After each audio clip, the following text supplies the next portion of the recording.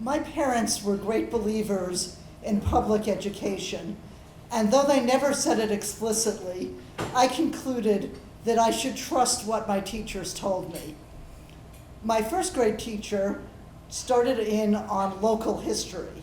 Now, I lived on a small island about an hour from New York City, and we were told this bit of local history, that the island had been owned by P.T. Barnum, and he had built a house there for his sister Phoebe, and that if you dug deep enough in the ground, you would find elephant bones. Digging for elephant bones was a very popular activity for children in town, though nobody I knew ever found any.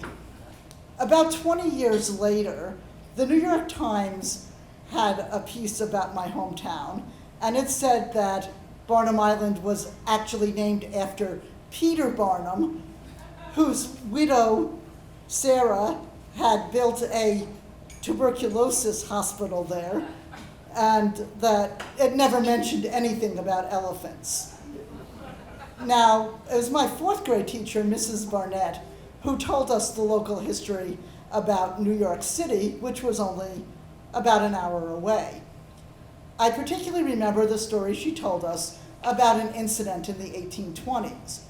Now, in those days, a lot of the population was illiterate, so newspapers were not the major source of news. Instead, people gathered at the markets and listened to various people just tell them what was going on around the area. One of the most popular markets was the Central Market at Center Street and Grand Street, and there was a man there named John Logier who was considered particularly knowledgeable about the events of the day. Logier had been a ship's carpenter, and he had traveled the world and was well educated, and he was said to have the ear of not only the mayor of New York, but of various foreign dignitaries. So when he disappeared for about a week, everybody was very concerned. Soon enough, he was back at his usual bench, and people were asking him what he had been doing, and he announced, "Manhattan is sinking." Manhattan is sinking? What was this about?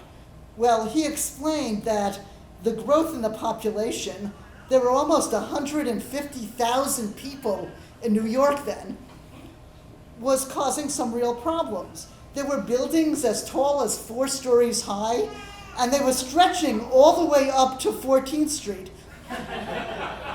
And all of that weight was causing the lower half of Manhattan to bend down, and Manhattan was sinking, and all of them would be drowned if nothing was done.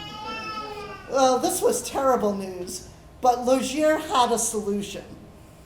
His idea was that he would get a lot of people together, and they would saw off Manhattan Island, row it out into the bay, turn it around, row it back, and reattach that developed end up at Spuyten Duyvil to the Bronx. And that would support that developed end and save everybody from sinking.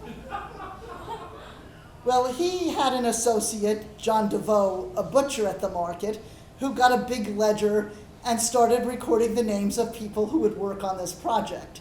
And there was plenty of work to be done. There were saws that were going to be 100 feet long, with each sawtooth 3 feet deep.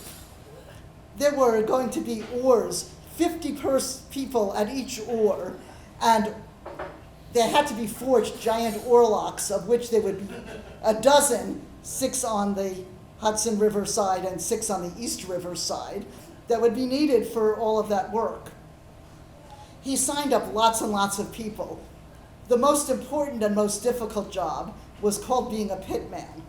That was the job that required you to be able to work underwater. And the criterion for that was being able to hold your breath. So men would line up in front of Logier and DeVoe and show how long they could hold their breath for. Some people came back after their first attempt and tried again to see if they could hold their breath even longer. There were hundreds of people who signed up, and there were lots of other jobs too. See, it would take 500 head of cattle and as many swine to feed all of those workers, plus a few thousand chickens, and the wives of the workers would be responsible for doing all of the cooking and the catering there. There were ads put in the newspapers to hire people, and some came as far away as Philadelphia and Boston to go and work on this project.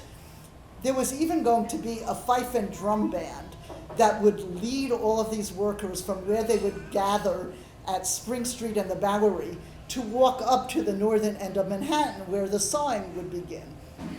Well, finally the great day of the event arrived.